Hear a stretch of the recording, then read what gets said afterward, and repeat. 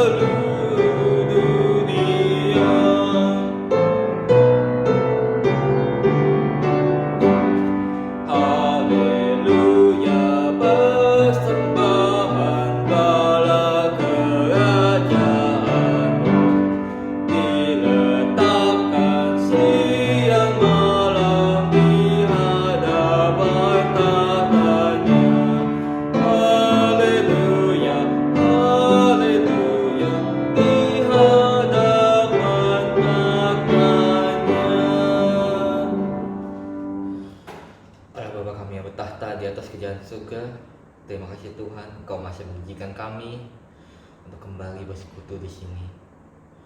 Engkau yang izinkan kami Tuhan untuk mempersiapkan hati kami dengan sungguh-sungguh, saat kami akan memuji-Mu, menyembah-Mu, mendengarkan firman-Mu ya Tuhan.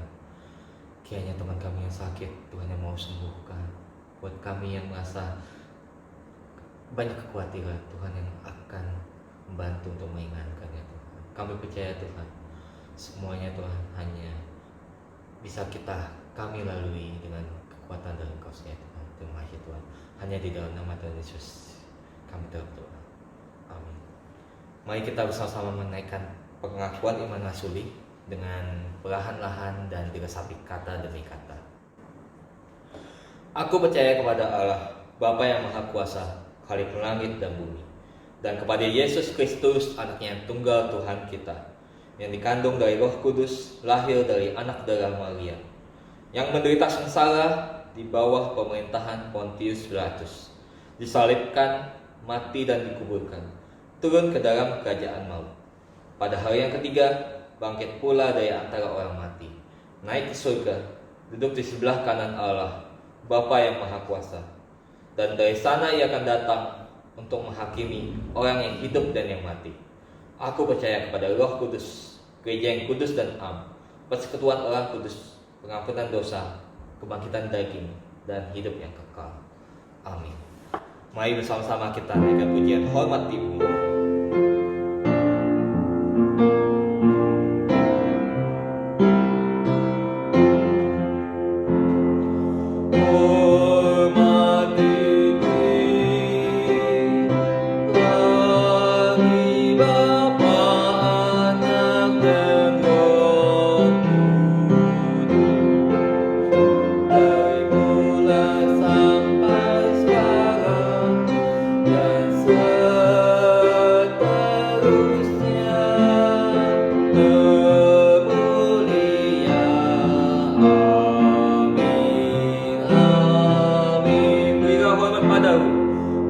berilah hormat padamu, berilah hormat pada Allah, berilah hormat pada patut pujilah ku.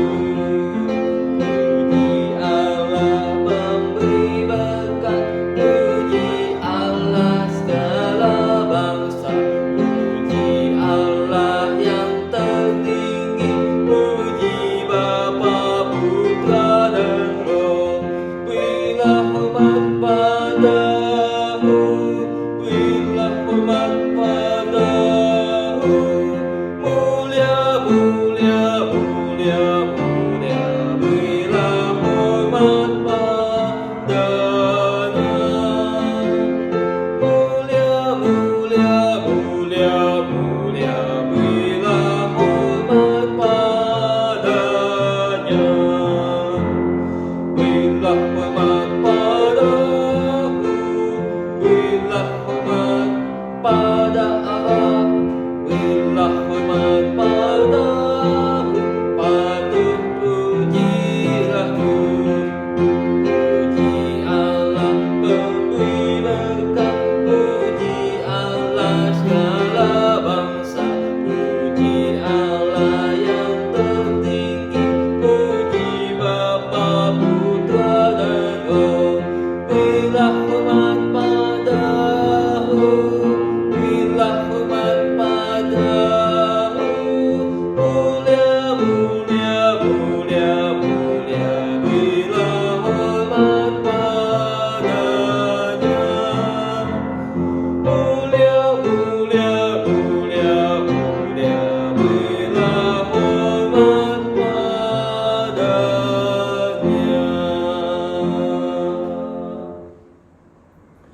Saat ini kita akan memasuki pengakuan dosa. Saya akan membacakan dari Mazmur 32 ayat 5. Dosaku kuberitahukan kepadamu, dan kesalahanku tidaklah kusembunyikan. Aku berkata, aku akan mengaku kepada Tuhan pelanggaran-pelanggaranku, dan Engkau mengampuni kesalahan karena dosaku. Mari kita naikkan pengakuan dosa kita. Ya Tuhan, saat ini kami hadir lagi di sini Tuhan. Kami mengakui dahulu semua dosa dan kesalahan kami. Kau yang tahu Tuhan dosa yang kami perbuat di tempat yang tersembunyi. Engkau yang tahu Tuhan bahkan pikiran kami pada saat sebelum kami melakukan dosa itu Tuhan. Ampunilah kami Tuhan. Ampunilah kekerasan hati kami ya Tuhan. Janganlah biarkan Tuhan kami lemah, kami terhilang ya Tuhan. Kami ingin berterima kasih padamu Tuhan, karena Engkau telah datang ke dunia ini ya Tuhan. Engkau telah mati kayak penebusanmu untuk menebus dosa kami Tuhan, sehingga kami layak Tuhan untuk Engkau panggil menjadi anak. Jika kami pada saat ini juga Tuhan mengambil komitmen yang lebih lagi untuk mau menjauhi dosa kami, dosa yang selalu kami lakukan, kiranya Kamu tegur kami dengan lebih lagi ya Tuhan. Jika kami Tuhan, perkuat kami ya Tuhan. Doa pengakuan dosa ini hanya kami naikkan hanya di dalam nama Tuhan Yesus, Tuhan dan Juru Selamat kami yang hidup. Amin.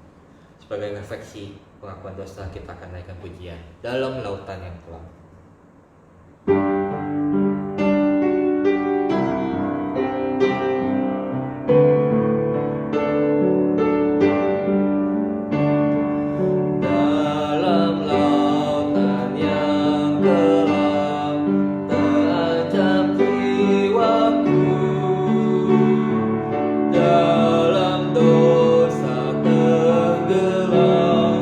Hilang harapanku.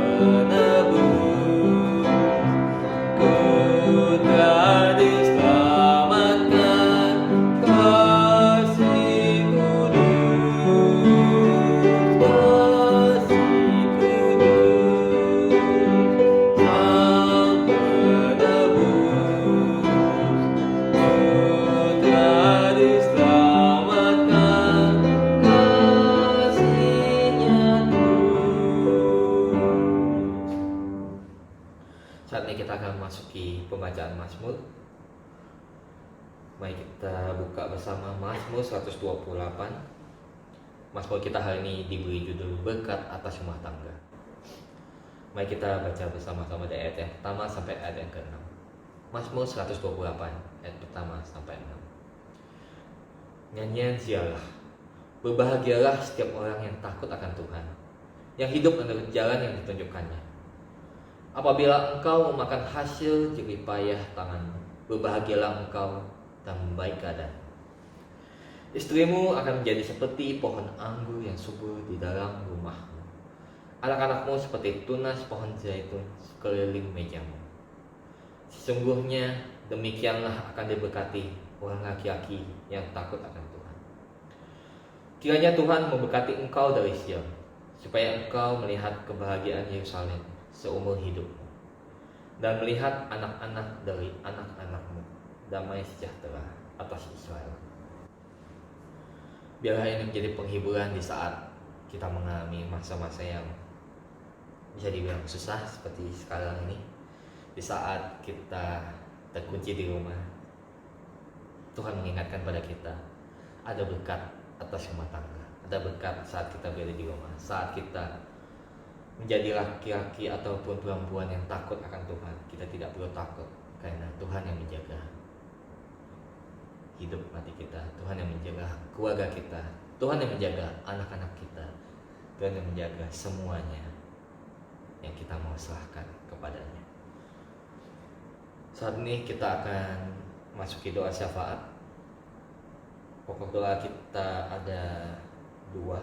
Yang pertama itu adalah sungguh sangat disayangkan bahwa kemarin kita dapat berita bahwa jumlah orang yang terdeteksi positif justru semakin meningkat dan paling tinggi selama ini di Indonesia, 900-an. Kita tidak tahu apakah ini karena sudah mendekati hari Lebaran sehingga semua orang berbondong-bondong untuk memaksa diri untuk pulang, dan kemudian akhirnya menjadi klaster-klaster penyebaran penyakit COVID yang baru, atau memang deteksi dari kita yang mungkin baru terdeteksi kemarin. Tapi apapun itu, kiranya kita mau berdoa memohon berkat dari Tuhan atas untuk pemulihan dan kesembuhan, dan juga berkat terhadap semua penderita yang saat ini di dunia sudah mencapai 5 juta jiwa. Selain itu juga bagi kita yang mungkin masih sehat, tapi biarlah kita bisa saling menjaga, apalagi di hari-hari yang sebentar lagi kita akan Lebaran, sehingga kita bisa menjaga untuk tidak mudik terlebih dahulu, tidak menyebarkan ini ke daerah-daerah yang sebenarnya tidak ada sebelum pendatang-pendatang. Untuk yang kedua, kita mau berdoa buat diri kita juga, bahwa sudah sebulan kita berada di rumah, sudah mungkin lebih dari sebulan kita berada di rumah, dan pasti ada rasa jenuh, pasti ada rasa lelah. Tapi bila kiranya kita mau berdoa, biar Tuhan yang kuat bagi kita, dimana saat-saat kita jenuh, saat kita lelah dalam keluarga ini, kita bisa semakin mempererat hubungan kita dengan keluarga, supaya kita bisa memberitakan tentang Tuhan dengan lebih lagi di dalam keluarga kita pertama ini, saat ini, dan saling menguatkan di dalam keluarga kita. Mari kita berdoa. Ya Tuhan, saat ini kami berdoa untuk pokok doa pertama kami. Ya Tuhan, kami mendengar berita yang buruk Tuhan kemarin, di mana ada 900 orang yang terdeteksi, dan 500-nya berada di suatu tempat, di satu tempat yang sama. Kami percaya Tuhan, memang ini Engkau izinkan, tapi kiranya Engkau yang mau Tuhan berkati, Engkau yang mau Tuhan menyentuh hati bagi semua orang yang saat ini ada di Indonesia Tuhan, supaya kami menahan diri itu terlebih dahulu untuk tidak mudik, untuk mau menjaga, saling menjaga social distancing sampai penyakit minggu lalu dari Indonesia, dari dunia. Kami percaya berkat-Mu, kami percaya penyertaan-Mu buat teman-teman kami, buat saudara-saudara kami, buat semua yang menderita penyakit ini. Kami percaya Engkau yang akan menguatkan, Engkau yang akan menyembuhkan, Engkau yang akan memelihara hidup mereka, Engkau juga akan memilah hidup keluarga mereka. Kami juga berdoa Tuhan buat kami yang sehat Tuhan, Engkau jaga, Engkau berikan kami Tuhan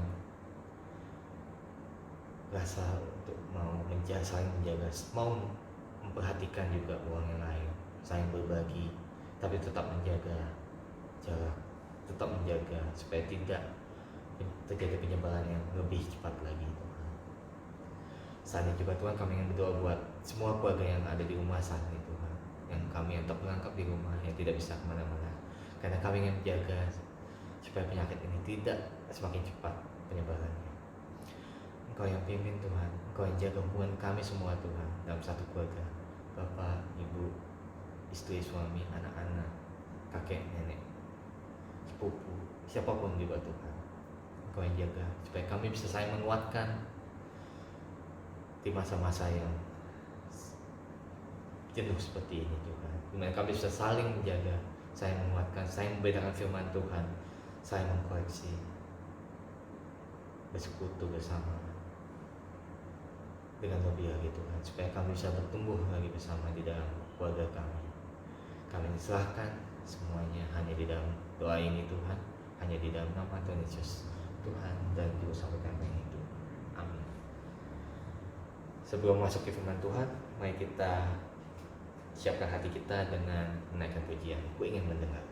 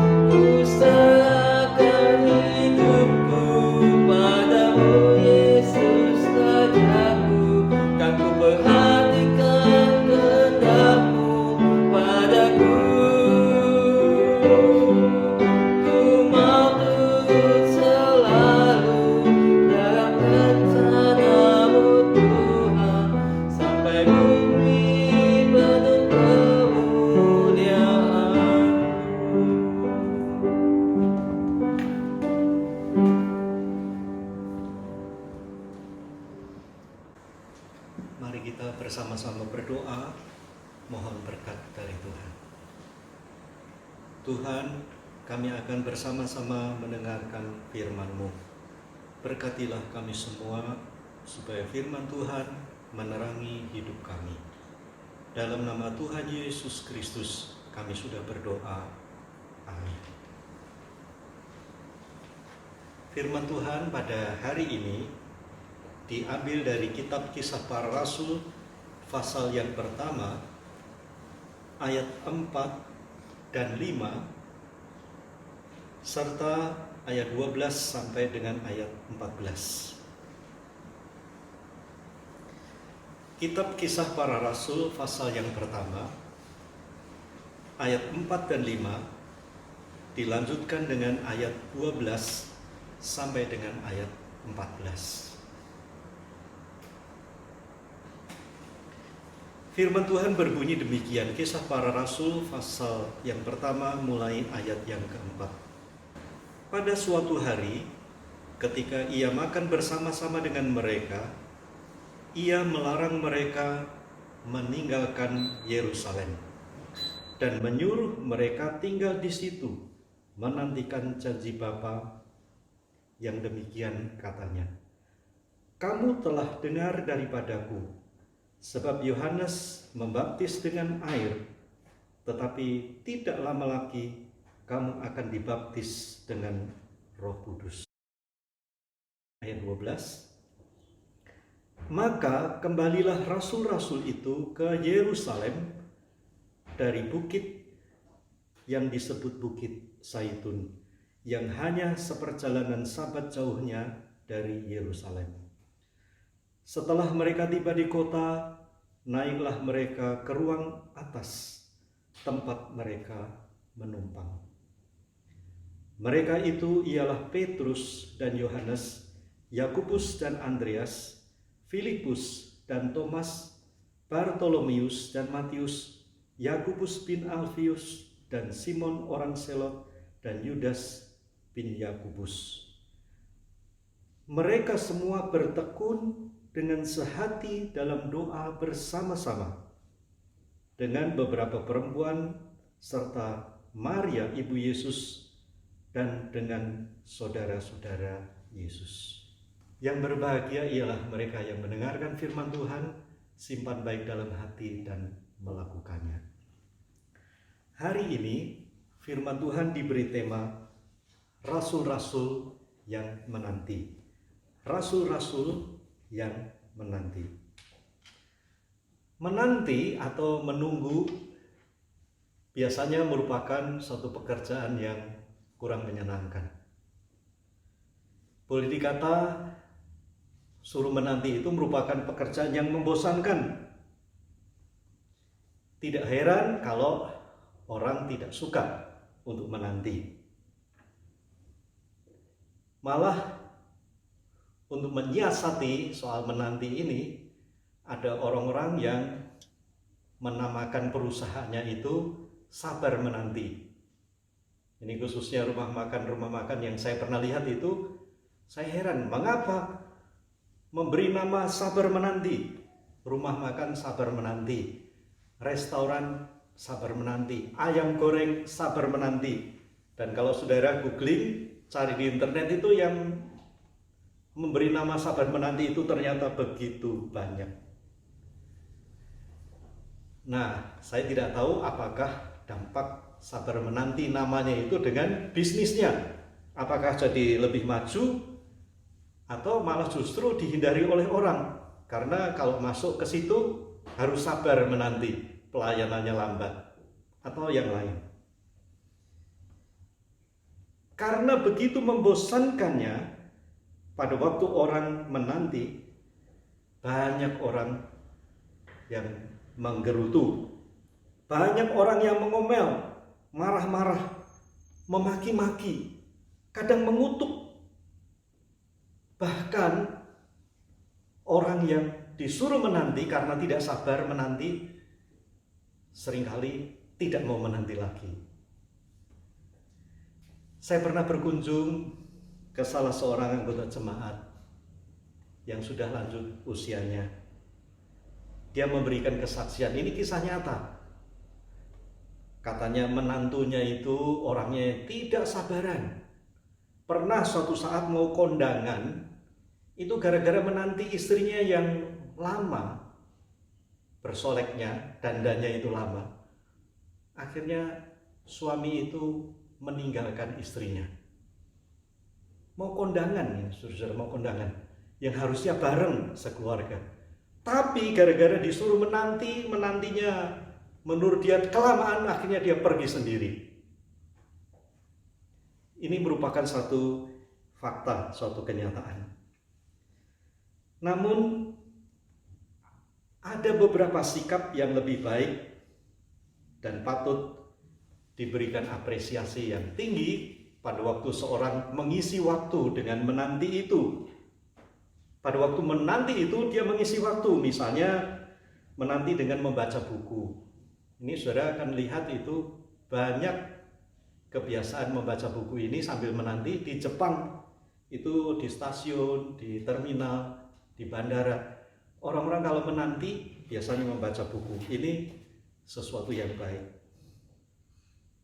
Atau menanti sambil ngobrol kalau punya teman. Ya, ngobrolnya kadang-kadang ada hal-hal yang tidak penting, tapi kalau bisa ngobrol itu menyenangkan, menantinya itu tidak membosankan. Saya pernah menanti bersama-sama dengan beberapa orang lain yang menanti. Saya lupa entah di terminal atau di halte bis, saya lupa. Cuma saya mendengarkan pembicaraan yang menarik dari orang-orang yang menanti itu. Dia memberikan teka-teki kepada temannya. Apa teka-tekinya itu? Dikatakan, kacang apa yang basah terus? Temannya bingung itu. Kalau kacang panjang ada, kacang tanah ada, tapi kacang yang basah terus itu apa?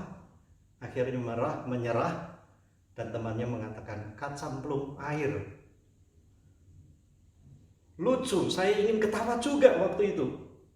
Tapi, inilah yang dikerjakan oleh orang-orang pada waktu menanti. Temannya yang penasaran, yang merasa kalah, kemudian memberi tebakan lain kepada temannya itu. Ayam apa yang gede banget? Ayam apa yang gede banget? Ternyata jawabannya adalah ayam semesta. Nah, walaupun kadang-kadang hal-hal seperti ini kelihatannya aneh dan terasa dibuat-buat, kadang-kadang ini bisa dilakukan untuk menanti sesuatu supaya membunuh waktu. Tapi kalau kita melihat di dalam Alkitab, menanti dengan diisi memuji Tuhan itu dicatat di dalam Alkitab, khususnya di dalam Kisah Para Rasul pasal 16 itu, ayat 25. Paulus dan Silas pada waktu dia dimasukkan di dalam penjara, dia menanti sampai saat pagi akan diadili. Nah, mereka berdua itu berdoa, menanti waktu itu dengan berdoa sambil menaikkan puji-pujian, sampai orang-orang di dalam penjara itu mendengarkan pujian, memuji Tuhan yang dinaikkan oleh Paulus dan Silas. Tentu ini sangat baik.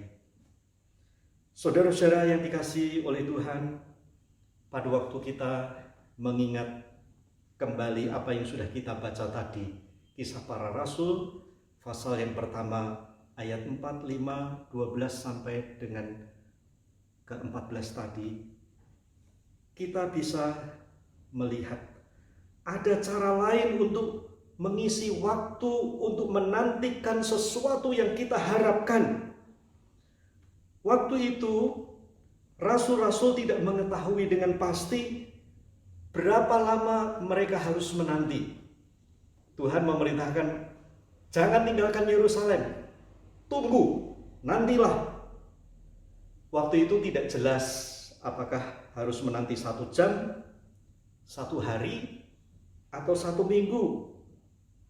Kalau mereka tahu disuruh menanti 1 jam atau 1 hari atau 1 minggu, mereka akan senang karena bisa mengisi acara ini itu supaya waktunya itu selesai. Tetapi mereka tidak tahu waktu itu. Kita yang sudah membaca Kisah Para Rasul itu yang tahu, ternyata waktu menanti sampai Roh Kudus dicurahkan besar-besaran, waktu itu waktunya 10 hari.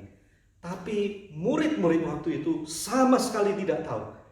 Yang penting mereka harus menanti, harus menunggu. Sampai kapan mereka tidak tahu. Tetapi inilah yang mereka kerjakan pada waktu ada perintah untuk menanti-nantikan janji Bapa. Yang pertama, mereka taat akan perintah Tuhan. Coba perhatikan baik-baik ayat 12 tadi. Maka kembalilah rasul-rasul itu ke Yerusalem. Kita tahu melalui Lukas 24 ayat 50 sampai 51, mereka itu sedang diajak oleh Tuhan Yesus keluar kota. Ya, pada waktu menjelang kenaikan Tuhan Yesus ke surga itu, mereka berada di luar kota. Nah, setelah Tuhan Yesus naik ke surga, firman Tuhan mengatakan, mereka kembali ke Yerusalem sesuai dengan perintah Tuhan. Mereka tidak pulang kampung, tetapi mereka tetap berada di Yerusalem, menantikan janji Bapa. Pada waktu mereka mendapatkan perintah untuk tinggal di Yerusalem, sampai mereka dilengkapi, sampai dibaptis dengan Roh Kudus, mereka tetap melaksanakan penantian itu dengan baik. Karena rasul-rasul itu mentaati perintah Tuhan. Mentaati perintah Tuhan. Sehingga penantian mereka di dalam ayat-ayat berikutnya kita bisa melihat penantian mereka membuahkan hasil yang baik. Akhir-akhir ini ada contoh yang kurang baik pada waktu ada perintah untuk tinggal di rumah 14 hari. Sehubungan dengan virus COVID-19. Memang kalau daya tahan tubuh kita baik, walaupun kita terpapar virus ini, imunitas tubuh kita itu yang baik itu akan melindungi diri kita, dan diharapkan 14 hari kemudian virus itu akan mereda atau hilang. Tetapi kenyataannya pada waktu suruh tinggal di rumah selama 14 hari saja, banyak orang yang tidak taat. Karena lalu lalang manusia itu makin berhubungan satu dengan yang lainnya itu, akhirnya virus itu makin berkembang. Dan tinggal di rumah itu perlu diperpanjang. Makin tidak taat, makin diperpanjang dengan alasan yang beragam. Tujuan semula ialah untuk memutus mata rantai penularan virus COVID-19. Akhirnya hasilnya kurang maksimal. Ya, harusnya sudah selesai, tapi karena bandelnya tidak mau taat akan perintah tinggal di rumah dengan alasan yang macam-macam, akhirnya hasilnya tidak maksimal. Memang memprihatinkan juga kalau kita melihat pasar begitu ramai dikunjungi oleh orang yang berjualan maupun yang mau membeli, berjejal-jejal, tanpa jaga jarak, tanpa masker. Itu menunjukkan bahwa mereka tidak mau taat perintah. Akhirnya yang selama ini sudah begitu taat untuk tetap tinggal di rumah merasa dikhianati. Sudah berusaha untuk taat, tetapi yang lain tidak mau taat. Virus itu tidak mereda juga. Virus itu makin merajalela. Dan sampai akhirnya muncul satu istilah, Indonesia terserah. Ini sebetulnya istilah yang sangat memprihatinkan. Keputusasaan bagaimana orang yang tidak mau taat akan perintah, padahal untuk kebaikan mereka sendiri. Kadang-kadang ketaatan itu memang begitu sulit untuk dikerjakan. Namun kita perlu belajar dari rasul-rasul yang dikisahkan dalam kisah para rasul itu. Mereka mau taat akan perintah Tuhan. Dan mereka mengerjakan dengan baik. Diperintahkan untuk tinggal di Yerusalem, mereka lakukan itu. Diperintahkan untuk menanti, mereka lakukan itu. Ingatlah, tujuan perintah Tuhan itu untuk kebaikan kita semua. Di dalam kitab Yunus kita juga mendapatkan suatu kisah yang menarik tentang orang yang tidak mau taat kepada Tuhan. Dia adalah seorang nabi yang namanya Yunus. Dia diutus oleh Tuhan ke Niniwe. Tapi karena ketidaktaatannya itu, dia malah pergi ke Tarsus, tempat yang menyimpang jauh. Kalau saudara lihat di peta itu, jauh berbeda, tujuannya berbeda. Kesempatan ada, kesehatan ada, dia bisa bepergian, dana cukup, fasilitas mendukung, dia bisa menumpang sebuah kapal. Namun karena ketidaktaatan Yunus, dia tidak mengerjakan apa yang diperintahkan oleh Tuhan.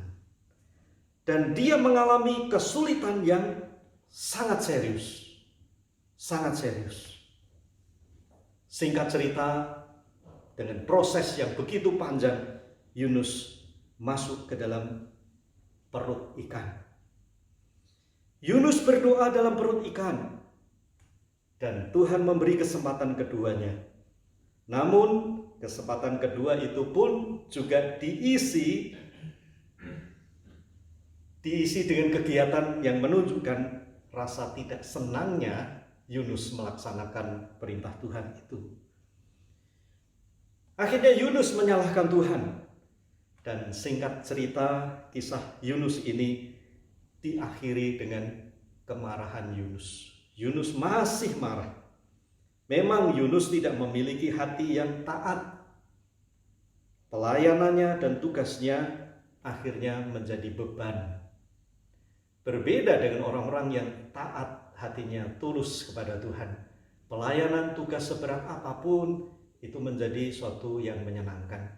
Tetapi kalau hatinya sudah tidak taat, tugas pelayanan sekecil apapun itu akan menjadi beban yang membebani hidupnya. Seharusnya kita semua dapat belajar dari rasul-rasul yang taat pada perintah Tuhan ini. Gereja Tuhan pun punya perintah yang harus ditaati untuk mengabarkan Injil kepada mereka yang belum mendengar, untuk hidup kudus supaya kehidupannya dapat menjadi teladan, menjadi contoh bagi orang lain. Gereja harus menjadi berkat, harus berani berbagi. Dan bagaimana gereja kita? Tentu gereja kita masing-masing memiliki perintah untuk dikerjakan dengan taat. Apakah kita sudah berusaha untuk mentaatinya?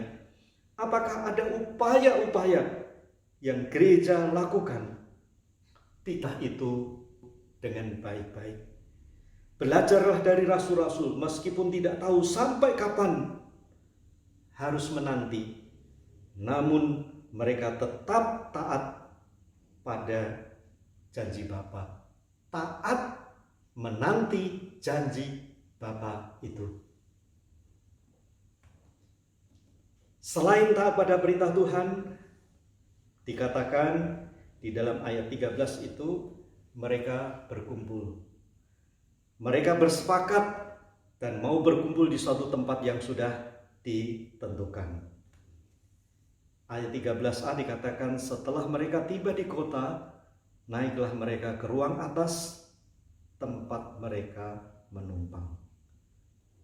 Perintah itu dilaksanakan dengan segera dan mereka bersama-sama berkumpul, tanda petik. Mereka memiliki kebersamaan yang baik.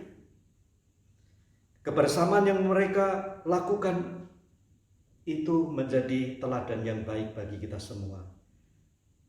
Kebersamaan mereka waktu itu sangat diperlukan agar dapat saling memberi dorongan dan semangat untuk tetap taat pada perintah Tuhan.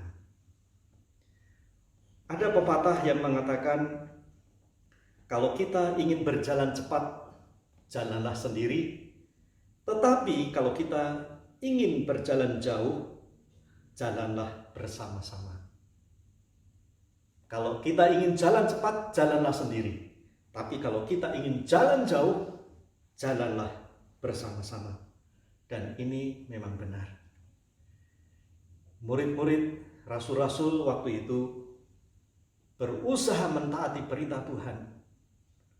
Mereka bersama-sama berkumpul di satu tempat. Inilah yang menyebabkan mereka bisa menanti terus dalam waktu yang mereka belum tahu. Di saat-saat sulit seperti sekarang ini, kita semua memerlukan kebersamaan. Pernahkah saudara melihat bagaimana tukang sate membakar sate? Mereka menggunakan arang. Bukan hanya satu arang, tetapi banyak arang yang dikumpulkan. Kebersamaan arang-arang yang membara itu akan mematangkan sate. Kalau satu satu butir arang, walaupun baranya itu dikipasin sedemikian hebat, tetapi kalau sendiri tidak mungkin mematangkan sate-sate itu. Tetapi kalau dikumpulkan bersama, menimbulkan panas yang cukup mematangkan sebuah atau berapa tusuk sate pun yang dibakar di sana. Kebersamaan itu diperlukan. Sapu lidi. Kalau saudara memiliki sapu lidi baik untuk menyapu atau untuk membersihkan kasur, coba perhatikan baik-baik. Mengapa sapu itu perlu begitu banyak diikat jadi satu? Ya memang seperti itulah harusnya. Coba saudara cabut satu untuk membersihkan, tidak efektif. Mungkin bisa, tapi saya tidak tahu butuh waktu berapa lama. Tetapi kalau lidi-lidi itu diikat menjadi satu, akan memiliki kemampuan yang dahsyat untuk membersihkan. Anggota gereja demikian juga. Memang diperlukan tidak hanya 1-2 orang sebagai anggota gereja, perlu banyak. Tapi yang diutamakan ialah mereka yang harus tanda petik berkumpul, harus bersama-sama, harus bersatu supaya gereja itu betul-betul menjadi gereja yang baik seperti yang dikehendaki oleh Tuhan. Jangan menjadi anggota jemaat yang mau jalan sendiri-sendiri tanpa kendali, tanpa perintah yang satu. Ada orang yang bercita-cita agar gerejanya maju, tapi sering tidak mau berkumpul bersama-sama. Mana mungkin itu? Kita semua perlu berkumpul bersama-sama, mengumpulkan semua daya upaya kita untuk bersatu. Kita perlu mengumpulkan doa kita, mengumpulkan ide kita, mengumpulkan dana kita, rencana-rencana kita. Bahkan pelaksanaan setiap kegiatan itu harus kita kumpulkan bersama, kita arahkan pada satu tujuan tertentu supaya setiap kegiatan itu bisa fokus, terarah pada arah yang sama. Barulah semua kegiatan itu menimbulkan hasil yang begitu dahsyat karena bersama-sama. Dengan berkumpulnya kemampuan dan daya yang ada di gereja kita masing-masing, pencapaian cita-cita sudah tidak jauh lagi. Oleh sebab itu, contoh yang diberikan oleh rasul-rasul itu ialah mereka berkumpul, mereka bersama-sama. Hal yang ketiga yang tidak kalah pentingnya, kalau kita membaca di dalam ayat yang ke-14, rasul-rasul itu mereka bertekun dengan sehati dalam doa bersama-sama. Bertekun dengan sehati dalam doa bersama-sama. Menanti dengan tekun menjadi hal yang penting untuk bisa mencapai tujuan tertentu. Tanpa ketekunan, tanpa kesehatian, usaha apapun akan menjadi sulit untuk berhasil kita capai. Sekali lagi, tanpa ketekunan, tanpa kebersamaan, usaha apapun seringkali sulit untuk kita capai. Misalnya kalau kita mau berdagang, kalau saudara tidak tekun untuk menggeluti perdagangan saudara, jangan harapkan itu berhasil. Harus tekun. Kalau kita mau memulai usaha baru, kita harus memikirkan matang-matang usaha itu. Rencananya seperti apa? Kemudian jangka pendeknya, jangka menengahnya, jangka panjangnya itu apa? Nanti kira-kira 5 bulan lagi akan jadi apa? Setahun lagi, 5 tahun lagi akan jadi seperti apa? Kita rencanakan dengan baik dan kita perlu mengerjakannya dengan tekun. Dengan tekun baru bisa berhasil. Jangan buka tutup usaha dengan gampangnya. Nah, itu saudara tidak akan mendapatkan hasil yang baik. Harus tekun. Kalau saudara bekerja pun, pekerjaan saudara harus dikerjakan dengan tekun supaya bisa membuahkan hasil. Membina keluarga tidak berbeda juga. Kita harus membina keluarga itu dengan ketekunan. Banyak masalah terjadi, tapi kita harus tekun mengatasi semua masalah yang ada, sehingga keluarga kita yang bagaikan sebuah perjalanan berlayar di lautan itu bisa mencapai tujuan yang sama karena kita bertekun. Kalau saudara sekolah, kalau belajar, itu pun juga perlu ketekunan. Kalau sekolah tidak memiliki ketekunan, saudara mungkin saja tidak akan lulus, tidak akan berhasil. Demikian juga dengan belajar apapun. Misalnya mau belajar masak, belajar bermain musik, belajar keterampilan ini itu, saudara perlu mengerjakannya dengan tekun. Bertekun. Apalagi yang mau diet, ya, yang merasa perlu diet ini. Kalau saudara melaksanakan dietnya itu tidak tekun, saudara jangan berharap berhasil. Menabung juga. Kalau yang punya pacar, ngapelin pacar, perlu tekun juga kan? Bahkan hampir semua pekerjaan di dunia ini memerlukan suatu ketekunan. Sekali lagi, tanpa ketekunan, keberhasilan itu akan menjauh dari kita. Hampir semua keberhasilan hanya diperoleh kalau kita mau bertekun. Kalau usaha bersama juga diperlukan ketekunan bersama-sama. Saya pernah tinggal di sebuah asrama pada waktu sekolah dulu, tahun 70-an. Tiba-tiba bapak asrama berteriak, itu ada beras di jalan. Maksudnya ada orang mengirim beras 1 karung, itu diangkat. Nah, kami yang mendengar itu segera keluar kamar dan berempat akhirnya mengangkat beras itu bersama-sama. Masing-masing pegang ujungnya, menurunkan dari mobil dan membawa ke dapur asrama itu. Berempat. Baru jalan beberapa langkah, saya merasa posisi pegangan saya itu rasanya kok nggak enak. Tangan saya jadi pegel, sakit. Saya mau bilang berhenti dulu, tapi mereka tetap jalan terus. Akhirnya saya tidak kuat, saya lepaskan bruk. Yang mengherankan, begitu saya lepas satu ujung itu, tiga-tiga juga lepas juga. Saudara-saudara yang dikasihi oleh Tuhan, ternyata yang saya harapkan kira-kira 3 orang teman saya itu cukup, ternyata tidak. Gara-gara saya melepaskan satu ujungnya, menyebabkan karung beras mungkin sekitar 100 kiloan itu akhirnya lepas semua dan berhenti di tengah jalan. Baru diulang lagi, angkat bersama-sama dan sampai ke dapur bersama-sama. Perlu kebersamaan. Demikian juga kalau kita bergereja.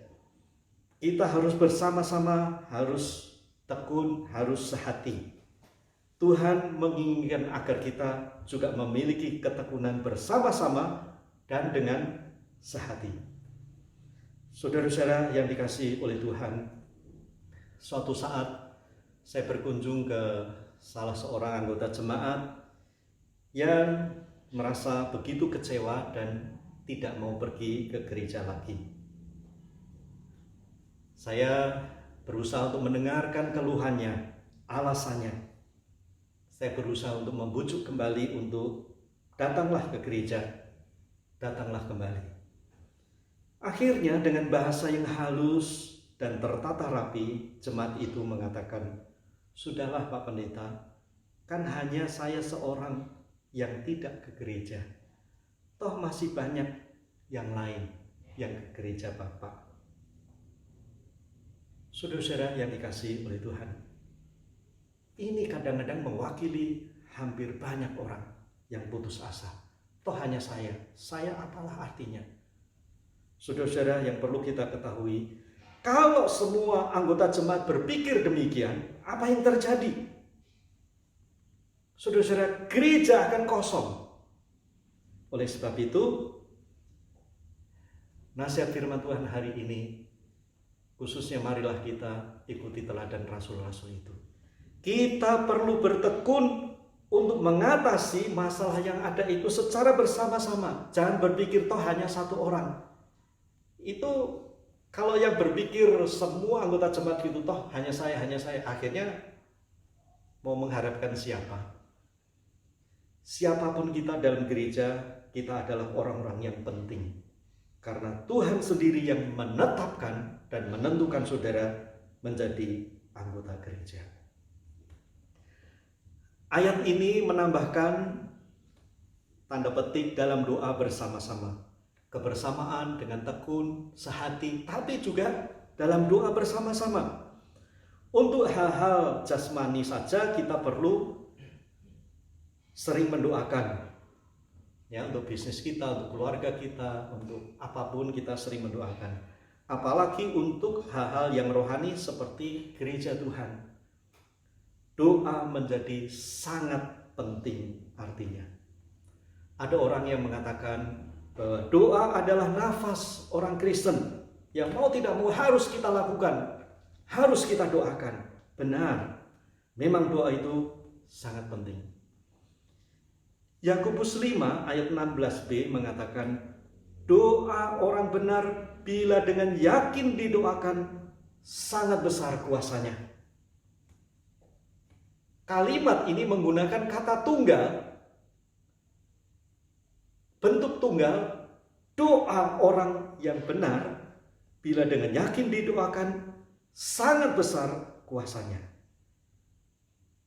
Orang dalam bentuk tunggal, satu orang kalau berdoa sudah sangat hebat, besar kuasanya. Apalagi kalau mau bersama-sama. Ingat itu. Sekaligus promosi supaya persekutuan doa di gereja kita makin banyak diikuti orang. Di dalam Matius pasal 18 ayat 19 dikatakan, dan lagi aku berkata kepadamu, jika dua orang daripadamu di dunia ini sepakat meminta apapun juga, permintaan mereka itu akan dikabulkan oleh Bapakku yang di surga. Kalau kita bisa bersama-sama berdoa, meminta kepada Tuhan, Tuhan menjanjikan doa kita itu dikabulkan. Betapa dahsyatnya kebersamaan ini. Matius 18 ayat 20, sebab di mana dua atau tiga orang berkumpul dalam namaku, di situ aku ada di tengah-tengah mereka. Dalam kebersamaan orang-orang percaya, Tuhan hadir. Dua tiga orang berkumpul dalam nama Tuhan. Tuhan hadir di sana. Saudara-saudara, usahakanlah kebersamaan. Ini sangat penting. Usahakanlah ketekunan dan kesehatian, khususnya dalam doa kita, agar apa yang kita doakan itu tidak mubazir. Memang ada kalanya dalam hal-hal tertentu kita harus menanti. Mungkin kita menantikan sesuatu yang sangat kita harapkan. Mari kita ingat teladan rasul-rasul yang menanti. Isilah waktu menanti kita dengan hal-hal yang baik, yaitu dengan tetap mentaati perintah Tuhan, suka berkumpul, suka bersama-sama untuk menyamakan pandangan, dan dengan tekun sehati berdoalah. Maka penantian kita akan membuahkan hasil yang baik. Apa yang kita nantikan itu tidak sia-sia. Tuhan memberkati. Amin. Mari kita berdoa untuk firman Tuhan yang sudah kita dengar. Tuhan, terima kasih untuk firman-Mu.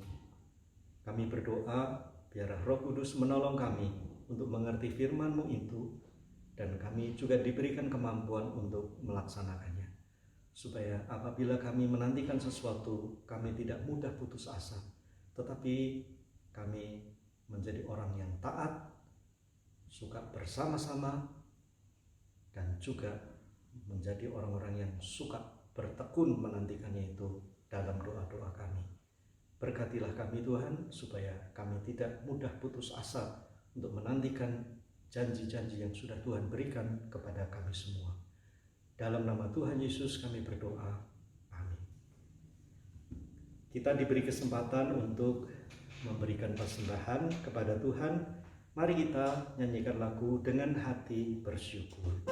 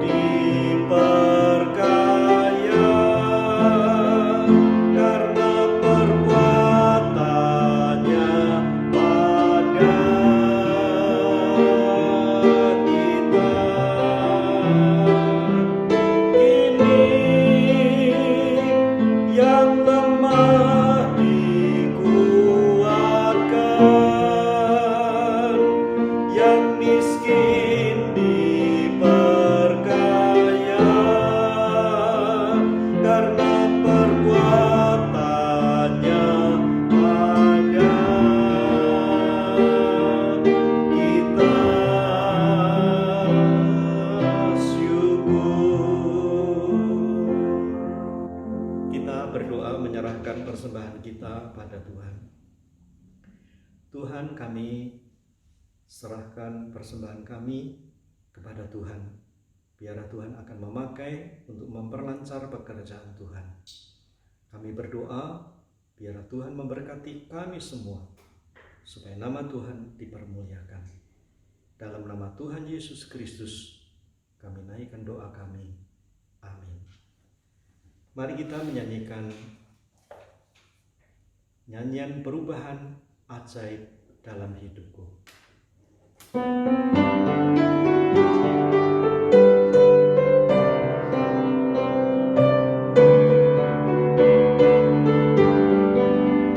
Perubahan ajaib jadilah padaku, sejak Yesus ku terimalah. Dalam hati ada terang dan harap penuh, sejak Yesus ku terimalah. Sejak Yesus ku terimalah. Sejak Yesus ku terimalah. Sukacita berlimpahlah di hatiku, sejak Yesus ku terimalah.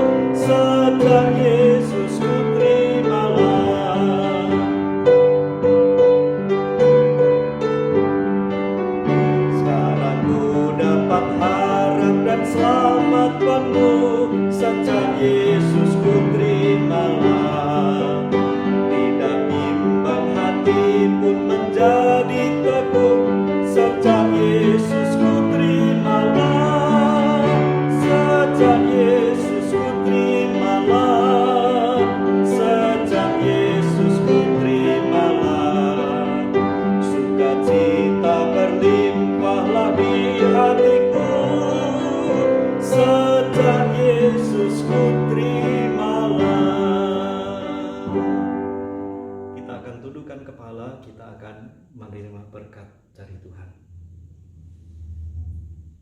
Saudara-saudara yang dikasihi oleh Tuhan, terimalah berkat dari Tuhan. Berkat dan anugerah dari Allah Bapa, kasih Tuhan Yesus Kristus, dan pertolongan dari Roh Kudus menyertai saudara sekalian dari sekarang ini sampai selama-lamanya. Amin. Doksologi.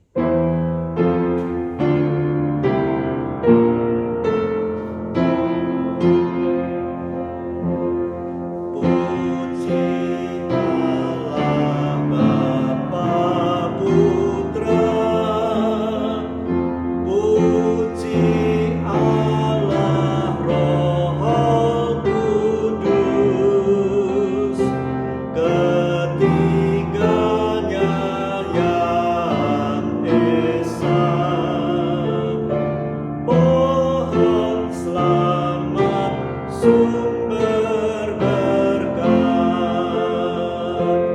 Amin.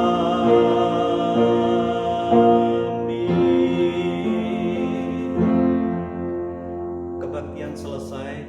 Tuhan memberkati kita semua. Sampai ketemu minggu yang akan datang.